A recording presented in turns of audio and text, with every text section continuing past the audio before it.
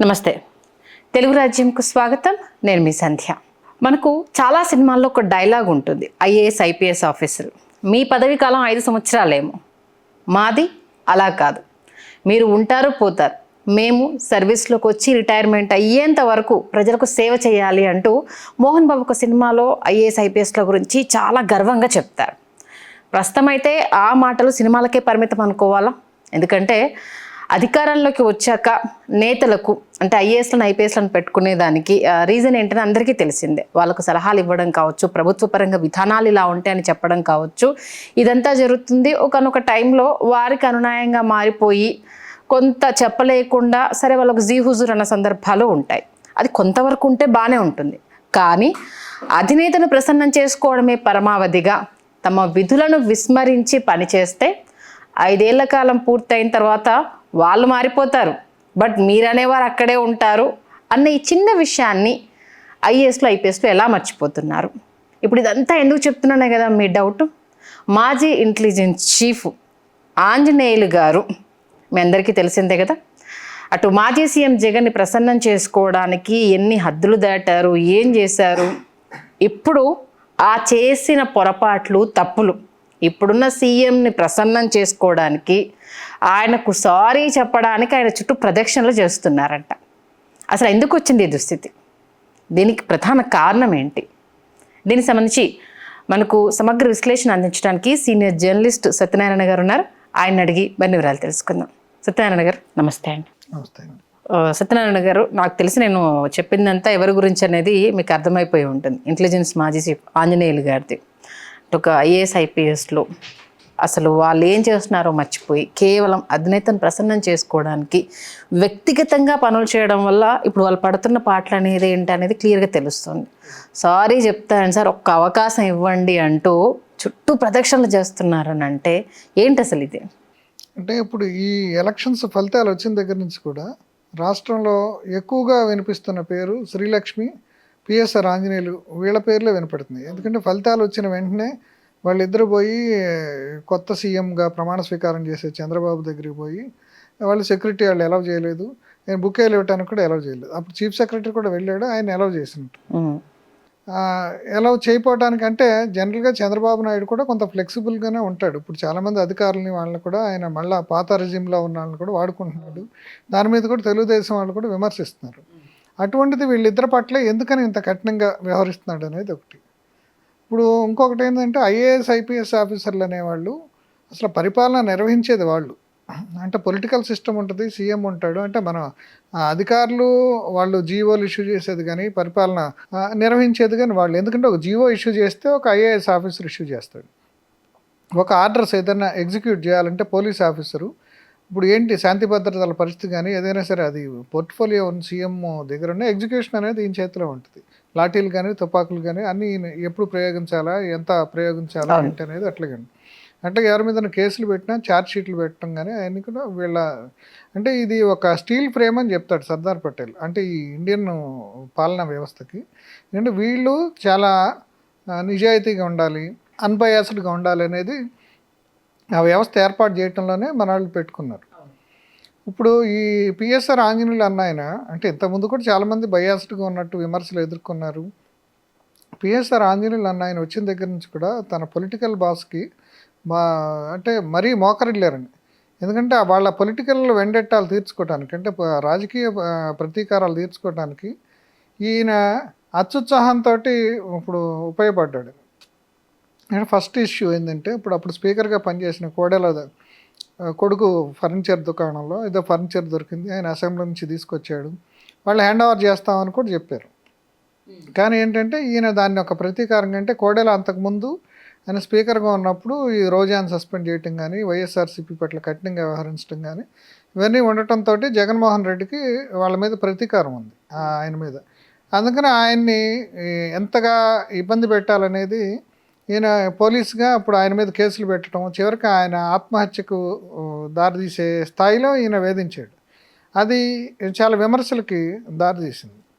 అట్లాగే జేసీ దివాకర్ రెడ్డికి సంబంధించి కూడా అంటే ఇప్పుడు ఏమైందంటే ఎవరైతే బలమైన ప్రత్యర్థులు ఉంటారో పల్నాడులో కానీ రాయలసీమలో కానీ ఇంకెక్కడైనా సరే వాళ్ళందరినీ కూడా లొంగ తీసుకోవటానికి ఈయన ఒక ఆయుధం కింద ప్రయోగించాడు జగన్. అంటే ఈయన ప్రయోగించడం అంటారా, లేదా ఆయన చేతిలో ఈయన ఆయుధం అయ్యాడా అనేది ఏదైనా కావచ్చు.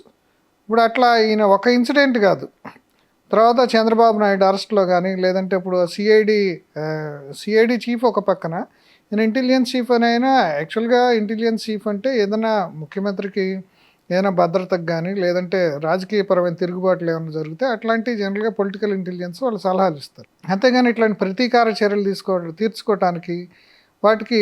అంతేకాకుండా ఈయన డైరెక్ట్గా ఇప్పుడు జగన్మోహన్ రెడ్డి ప్యాలెస్లో ఉండి ఎవరైతే ప్రత్యర్థులు ఉంటారో, ఇప్పుడు నెల్లూరు ఎమ్మెల్యే కోటం శ్రీధర్ ఉన్నాడు, ఆయన ఎదురు తిరిగినప్పుడు కూడా ఆయనకి ఫోన్ చేసి ఆయనకి వార్నింగ్ ఇవ్వటం, అది ఈయన పని కాదు. ఒక ఐపీఎస్ ఆఫీసర్గా ఆయన పరిధులు మించి ఆయన వ్యవహరించి చివరికి చంద్రబాబు నాయుడు మీద కూడా కేసులు పెట్టించడము, ఇవన్నీ కూడా చేసేదానికి. అంటే ఇవన్నీ కూడా ఒక సిస్టమేటిక్గా చేస్తుంటే ఆయనకి గౌరవం ఉండేది. నిజానికి ఇప్పుడు సురేంద్రబాబు కానీ, ఇప్పుడు పిఎస్ఆర్ ఆంజనేయులు కానీ ఒకప్పుడు మంచి స్ట్రైట్ ఫార్వర్డ్గా పోయే ఆఫీసర్ల కింద మంచి పేరు తెచ్చుకున్నారు.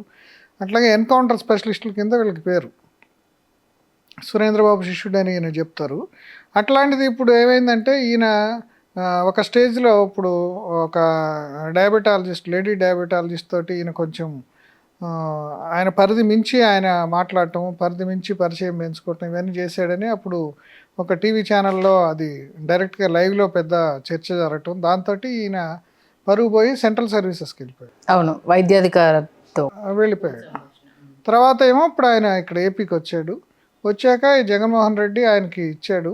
అంటే ఇస్తే తన ఇంటెలిజెన్స్ చీఫ్ అనేవాడు ఇంటెలిజెన్స్ చీఫ్లా బిహేవ్ చేయాలి, కానీ ఆయన చీప్గా ఇప్పుడు కంప్లీట్గా పర్సనల్ వెండటా అనేది మాత్రం క్లియర్ కట్. కోడలది కావచ్చు, జేసీ దివాకర్ రెడ్డిది, తర్వాత అచ్చెం నాయుడుది, దాంతోపాటు హెరిటేజ్ సంస్థలకు సంబంధించి అది హెరిటేజ్ కాదు, ఇప్పుడు ఆయన సంగం డైరీకి సంబంధించి, అంటే అమూల్ని తీసుకురావడానికి అమూల్ని తీసుకురావడం ఎందుకంటే హెరిటేజ్ని దెబ్బకొడటానికి జగన్మోహన్ రెడ్డి అమూల్ని తీసుకొచ్చాడు. సాధారణంగా అయితే అమూల్కి చాలా గౌరవం ఉంది, ఆ రోజుల్లో కురియన్ పెట్టాడు, సహకార సంఘం అదంతా ఉంది.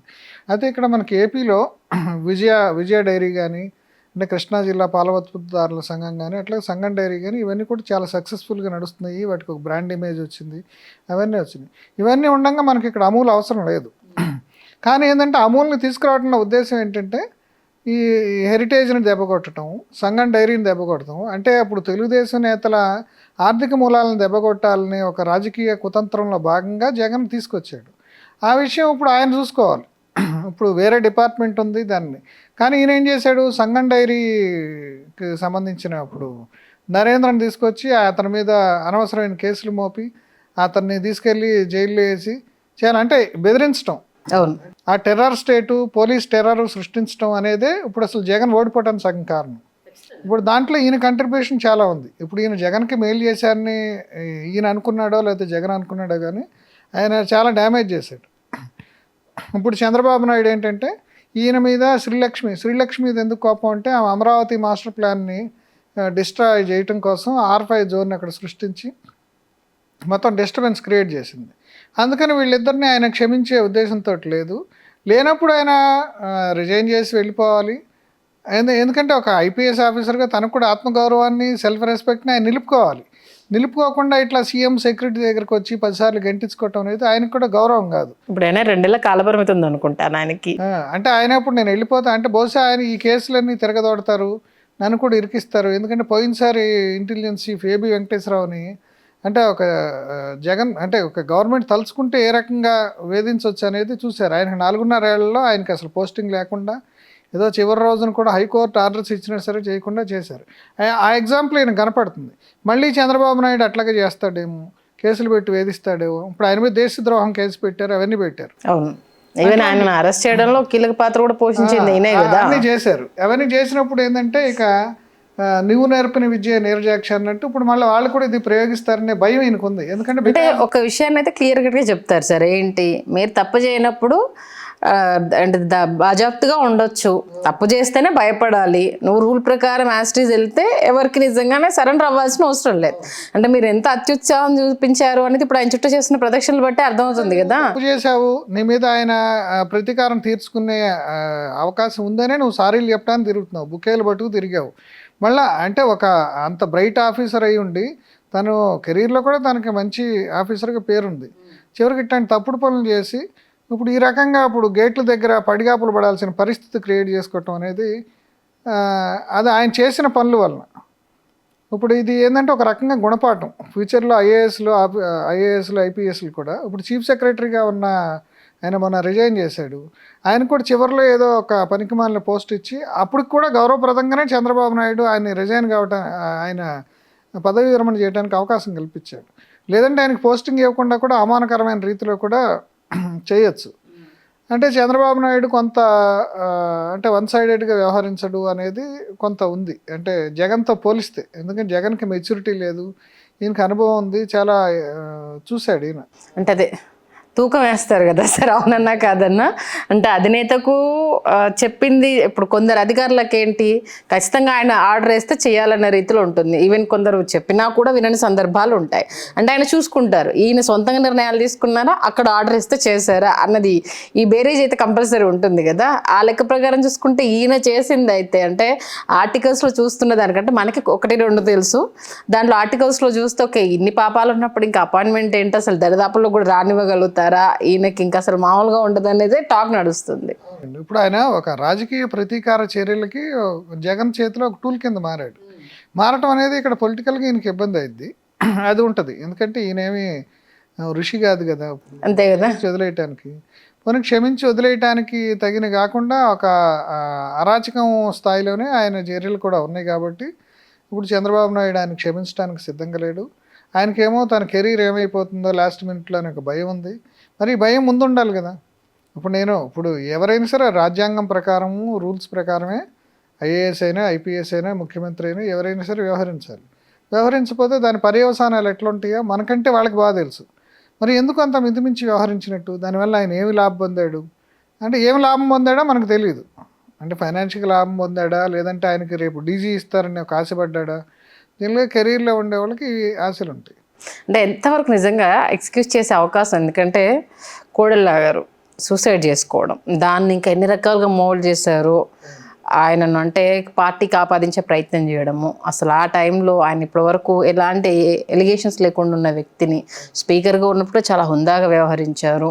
ఆయన రూల్స్ ప్రకారమే వెళ్ళారు తప్పితే ఏనాడు పర్సనల్గా వెండటా తీసుకొని వెళ్ళలేదు. ఆయన సూసైడ్ చేసుకోవడం ఒకటి. అచ్చెన్నాయుడు టీడీపీలో కీ రోల్ పోషించారు. ధులిపల నరేంద్ర ఆయన టీడీపీలో మెయిన్ అధినేత మీదనే లేనిపోని కేసులు పెట్టినప్పుడు అంత ఈజీగా ఎక్స్క్యూజ్ చేసే అవకాశం ఉందంటారా? లేదనేది క్లియర్గా కనపడుతుంది. ఎందుకంటే ఆయన అసలు కనీసం మాట్లాడే అవకాశం ఇవ్వట్లేదు. మొదటి రోజు నుంచి ఈయన ప్రయత్నం చేస్తున్నాడు. మరి చంద్రబాబు మనసు ఎప్పుడు ఏమైనా కరిగితే తప్ప ఈయనకి ఇప్పుడు ఈ సారీలు చెప్పుకోవడం, గేట్ల చుట్టూ తిరగటం ఈ పని తప్పదని అనుకుంటున్నాను. అప్పటి వరకు అది కొనసాగుతూనే ఉంటుంది. అంటే దీని ద్వారా నేర్చుకోవాల్సిన గుణపాఠం ఏంటి మిగతా వాళ్ళైనా? అంటే ఒక ఐఏఎస్ ఐపీఎస్ అంటే మామూలు విషయం కాదు. అది ఎంత కష్టపడితే వాళ్ళు సివిల్స్లో ర్యాంకులు కొడతారు, వాళ్ళ ట్రైనింగ్ కావచ్చు, ఎట్లా ఉంటుంది, ఎన్ని సంవత్సరాల తపస్సు వాళ్ళది మనం చూస్తూ ఉంటాము. అంత మంచి పొజిషన్లోకి వచ్చిన వాళ్ళు ఇలా తమ పర్సనల్గా వాళ్ళకి సరెండర్ అయిపోవడం వల్ల జరుగుతున్న నష్టాల నుంచి ఇప్పటికైనా నేర్చుకునే అవకాశం ఉంటుందా? ఏం నేర్చుకోవాలంట? ఇక్కడ మనం ఇప్పుడు వరకు మనం ఆయనకు జరిగిన అవమానము, పిఎస్ఆర్ ఆంజనేయులకి ఆయన బాధలు ఇవే చూస్తున్నాము. కానీ ఇట్లాంటి ఆఫీసర్లు ఇట్లా బిహేవ్ చేయటం వలన ఇప్పుడు కొత్తగా ఐఏఎస్కి వచ్చేవాళ్ళు వాళ్ళ మొరైల్ కూడా దెబ్బతింటుంది. అందరు కూడా ఏదంటే ఐఏఎస్కి వచ్చేది ఏదో మనకు కలెక్టర్ అవుతాము, జిల్లాని మనం ఆదర్శప్రాయంగా మనం చేయగలుగుతాము అని అనుకుంటారు.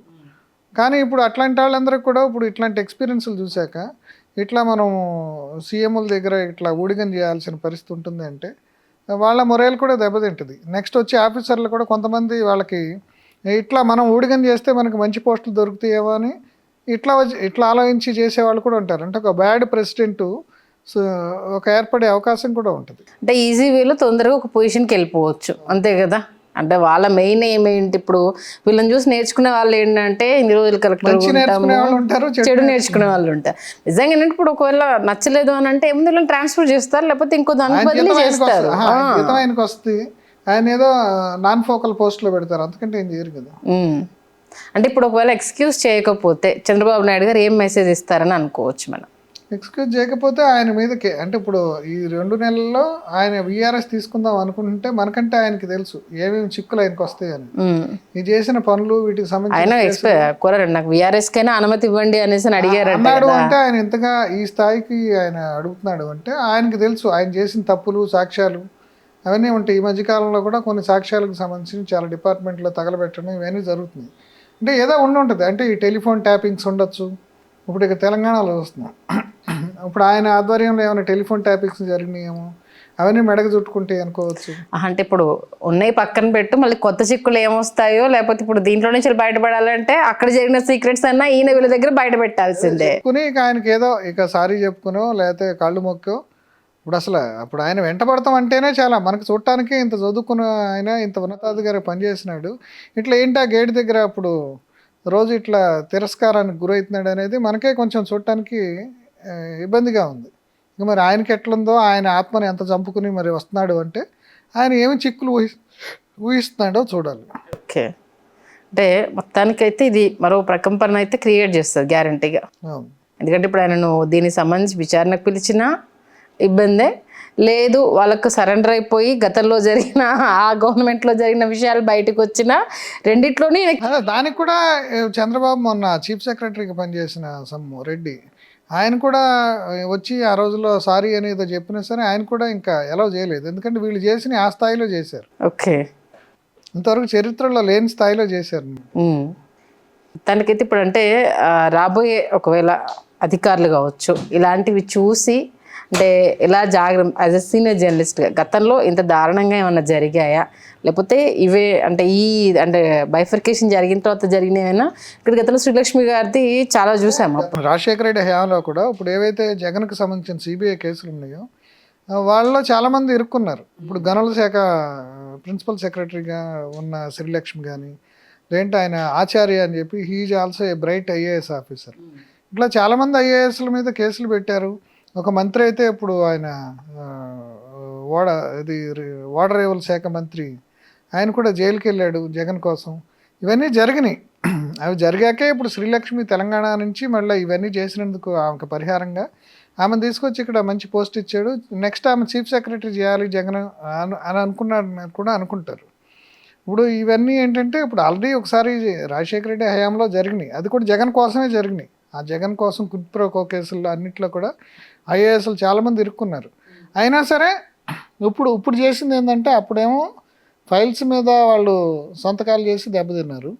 ఇప్పుడేమో రాజకీయ ప్రతీకార చర్యలు తీర్చుకోవడంలో లేదంటే వాళ్ళ మధ్య ఇన్ఫైటింగ్లో వీళ్ళు టూల్స్ కింద మారారు. ఓకే, అంటే అది కొంతవరకు ఫైల్ మీద సంతకం పడి ఇది నీకు అవసరం లేదు. ఇప్పుడు ఒక ఫైల్ నీ దగ్గరకు వస్తే ఏదో ముఖ్యమంత్రితో మంచి చేసుకోవడానికో లేదా దేనికోసం సంతకం పెట్టి దాంట్లో ఇరుక్కున్నామంటే దాంట్లో కొంత అర్థం ఉంది. అది కోర్టులో తెలుసుకోవచ్చు కాబట్టి విచారణ అదంతా కామన్ గానే ఉంటుంది. తీసుకొచ్చి మన నెత్తిని రుద్దుకున్నట్టు ఉందన్నమాట.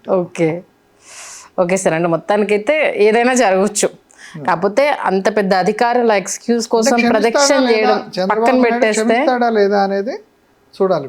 ఓకే, అంటే సరే క్షమిస్తారా లేదా అనే విషయం పక్కన పెడితే మీరు అన్నట్టుగా అంత పెద్ద అధికారి అంటే ఒక జీ హుజూర్ అని చేసిన దానికి ఇప్పుడు అసలు సంబంధం లేకుండా నువ్వు నీ విధులను నిర్వర్తించుంటే ఇప్పుడు నీకు ఆ పొజిషన్, ఎందుకంటే చాలామంది ఉన్నారు అంత దారుణమైన పొజిషన్ అక్కడ నిల్చోవడం అని అంటే నిజంగా మీరు అన్నట్టు ఊహించుకుంటేనే బాధగా ఉంది సీరియస్గా. కాకపోతే ఒకటే కర్మ ఇస్ రిటర్న్స్ అన్నట్టు ప్రస్తుతం అంటే చాలామంది పరిస్థితి ఇలానే ఉందనుకుంటాను ఏపీలో. కర్మ రిటర్న్స్ అంటే ఇప్పుడు ఒకవేళ ఇది స్టార్ట్ అయితే అంటే దీనికి ఒకవేళ ఎక్స్క్యూజ్ చేయకపోతే మిగతా అధికారులకు అంటే ఆ గుబులు ఎలాగో స్టార్ట్ అవుతూ ఉంటుంది. అంటే ఇలాంటి మెసేజ్ మొత్తం ఎంటైర్ ఏపీకి పాస్ చేసినట్టు. అదే తప్పులు చేసిన వాళ్ళు ఫలితం అనుభవించక తప్పదు. అదేదో ఒక సీఎం ఉండి మనల్ని రక్షిస్తాడు, ఈ సీఎంఏ పర్మనెంట్గా ఉంటాడని ఎవరు అనుకోకర్లేదు. ఎందుకంటే ప్రజాస్వామ్యంలో ఎప్పుడు ఏం జరగచ్చు, రేపు చంద్రబాబు నాయుడు ఓడిపోవచ్చు, ఆయన గతంలో ఓడిపోయాడు, అట్లాగే జగనే శాశ్వతంగా ఉంటాడని వీళ్ళందరూ ఊహించుకున్నారు. ఇంకో 5 ఏళ్ళు అక్కడ బెడ్స్ కొట్టింది. ఓకే, మొత్తానికి పాలకులు అంటే మీరు అధికారులు శాశ్వతం మీ కాలపరిమితి అయ్యేంత వరకు, బట్ పాలకులు మాత్రం శాశ్వతం కాదు. మరొకసారి అయితే ఇది అందరూ రాబోయే జనరేషన్కైనా నెక్స్ట్ అధికారులు అయినా తెలుసుకోవాల్సిన విషయం అంటారు, అంతేనా? థ్యాంక్ యూ సత్యనారాయణ గారు. నిజంగా అంటే ఉన్నత చదువులు చదివి మీ స్థాయిని మరిచి మీరు వెళ్తే ఎలాంటి ఇబ్బందులు ఫేస్ చేస్తారనేది కళ్ళ ముందు కనిపించిన విషయం చాలా చక్కగా తెలియజేశారు. మీకు ధన్యవాదాలు. Okay. Please do subscribe to Telugu Rajyam channel. Please do subscribe to Telugu Rajyam channel. Please do subscribe to Telugu Rajyam channel. Hi అండి, నేను మీ ఆర్పీని, నెల్లూరు పెద్దారెడ్డి చేపల పులుసు ఓనర్ని. మీరు తెలుగు రాజ్యం అనే ఈ యూట్యూబ్ ఛానల్ సబ్స్క్రైబ్ చేసుకుని మంచి మంచి వీడియోలతో వస్తారు. Thank you so much. Hi people, I'm Sonakshi Verma and you please watch Telugu Rajyam and please subscribe to the channel.